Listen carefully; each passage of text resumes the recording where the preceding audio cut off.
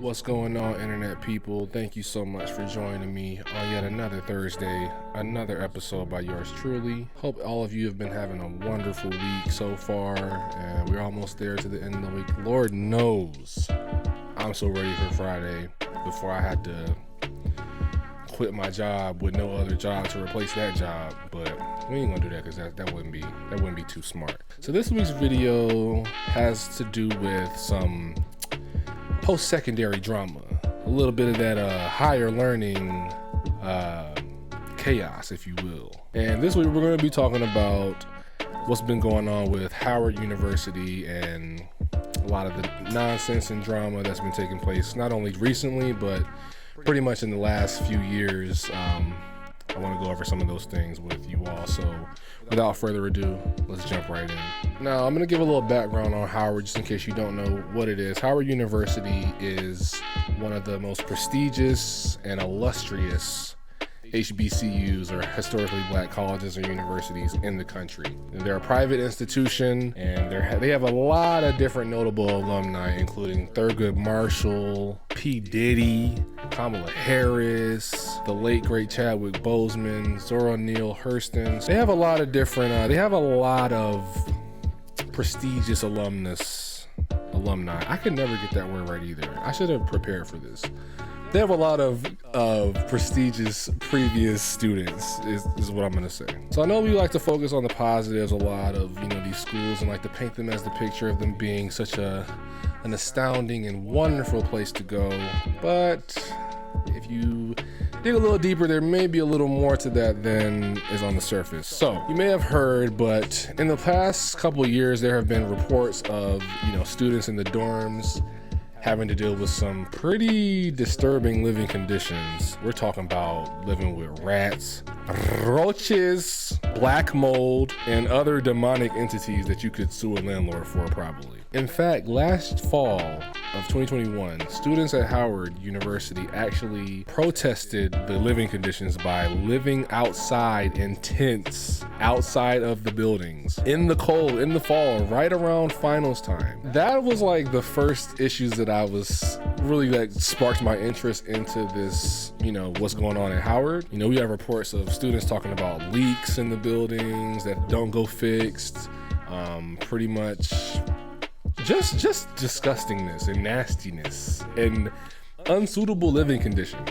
Pretty much the heads of the school would not want their kids living in those conditions, is how you should put it. And these students actually went on strike for over 2 weeks, over a month in fact, and were outside in these tents. That just goes to show how dedicated they were to getting change. But it may just have to do with the fact that they were fed up with the nonsense, because this has been, I've seen reports of this stuff going back years, like over 10 years. So there's that. So we're gonna fast forward a little bit to this year. Now, while this is probably not a new issue, it's probably hit ahead at this point with a lot of the faculty. So on Wednesday, March 16th, a demonstration was held by some of the faculty and tenured professors at the university.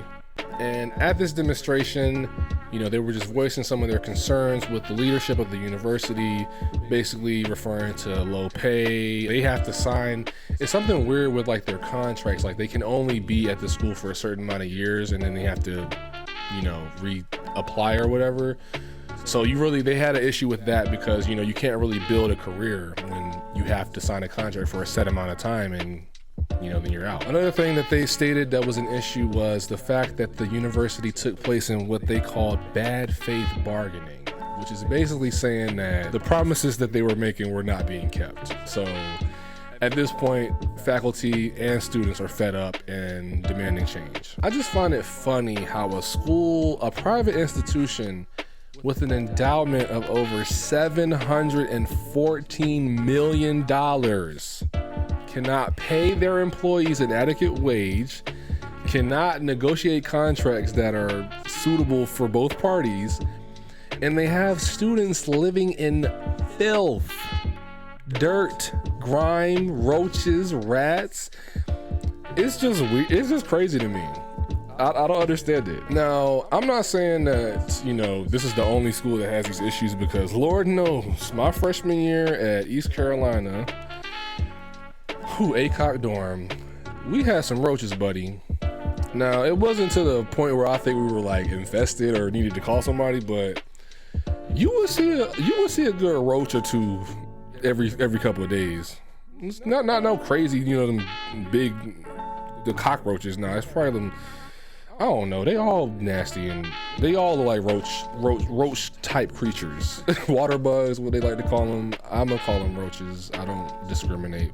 You know, they just don't need to be in the house with me, pretty much. So at that demonstration, the teachers actually came up with the ultimatum for the university to have a decision and come to a negotiation by yesterday, the 23rd of March. Now, as of yesterday, the school actually did come to an agreement early in the morning to go ahead and have tentative negotiations, address some of the demands that the faculty and students were, you know, demanding. There's actually a master English professor at the university that actually discussed some of the, you know, developments coming out of that Wednesday meeting. And what he said is something I found was pretty illuminating, because it really goes to show the power of collective bargaining and pretty much, you know, fighting for things you believe in, and collective organization of a group of people to fight for a change they want to have. Kevin Modestino is the English professor who actually gave a quote to the Washington Post, basically saying